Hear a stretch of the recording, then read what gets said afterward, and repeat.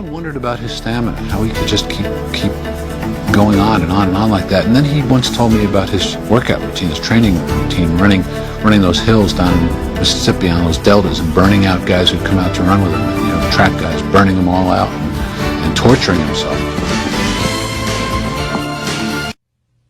Would you talk about how you go about conditioning yourself in the off season? What do you do to stay in shape? I could explain it in one word, but then I know what you're going to ask me. Then you're going to ask me to explain it more. What I try to do is I try to kill myself. What do you mean? I work myself out to the extent where when I'm through, I can't walk. Payton's conditioning regimen astounds people, and he keeps increasing his fitness program as he gets older. There's a steep hill near his home. It has become an obsession with him. The hill is probably, there are places around the country where you have the Widowmaker and all this other stuff. But the hill is something that if you had to give it a name or a description, it'd probably be either a goal setter or a will maker. What's it made out of? It's made out of black dirt. You go out and... It's already there. It's about 60, between 50 and 60 yards long, and it's at an angle where if you got halfway to the top and you tried to stop, you would probably end up slipping down. But it's what it is. Once you go there and you run it the first time, it humbles you to the extent that the next time you go there, you got to beat it. You got to set it. So if you did 5 the first time, you go back, and your goal is to do 6 or 7, to keep going, to always beat it. And see, you find yourself going to a point where it's no win for you. For many, the image of Walter and his hill will last forever, and perhaps it is fitting that no one else can ever claim to be king of that hill. Bears head coach Mike Ditka is a tough, candid man. He does not use superlatives lightly. I've always made one statement about Walter. I don't think he takes any more than he gives, and I think that's the true measure of a person in life.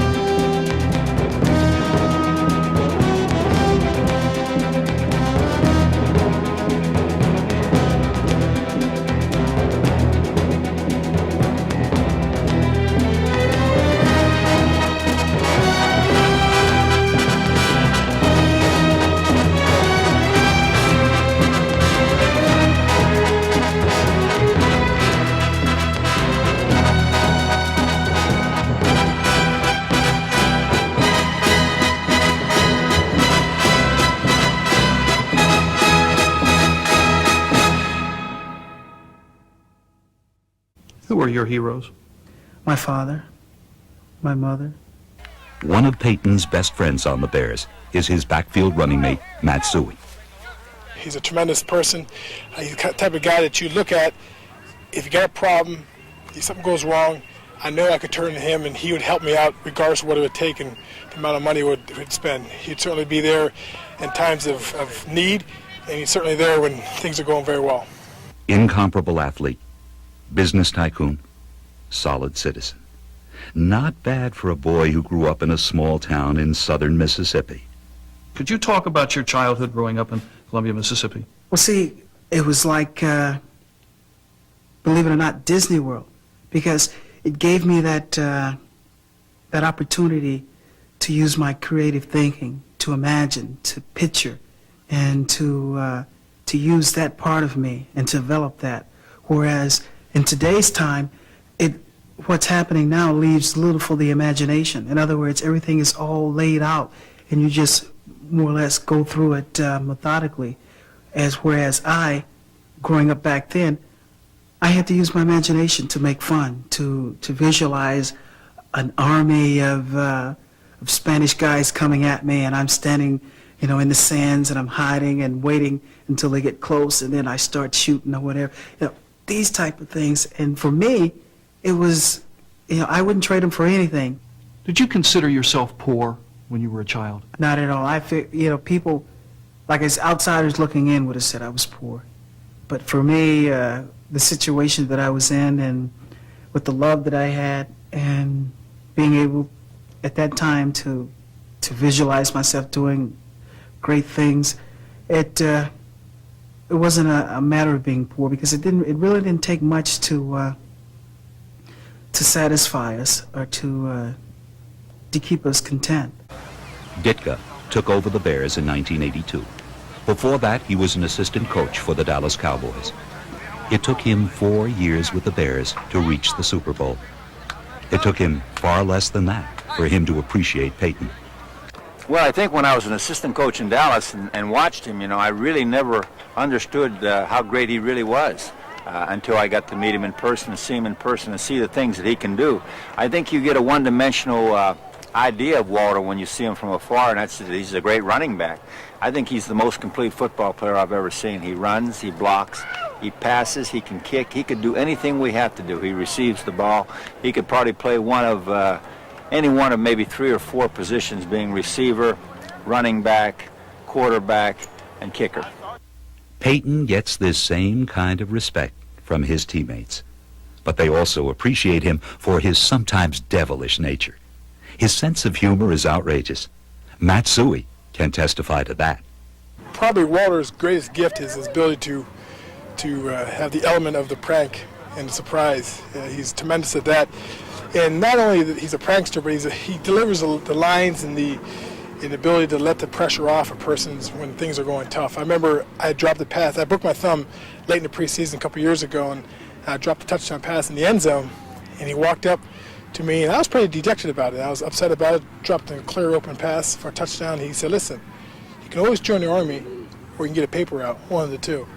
And it really loosened up a little bit, and 2 plays later I scored a touchdown. So I enjoy his personality, and you've heard the pranks and you heard the firecrackers and the ability to call guys who just got married on the team and pretend that he's a girl. His voice is very high. He disguises it very well, and the wives are going, geez, who's this guy? He did it to Calvin Thomas and almost got Calvin Thomas divorced or killed. So he's pretty much of a person that knows how to lay a pretty good prank on. Bears All-Pro center Jay Hilgenberg talks about Payton, the athlete, who leads by example. Well, what Walter means to me is you're playing actually with a legend, and just the determination he has out in the field and the way his work habits during the tough days out of practice, that it just really makes you appreciate what he has accomplished. And as a player, to try to duplicate his work habits, it can do nothing but help you in the long run.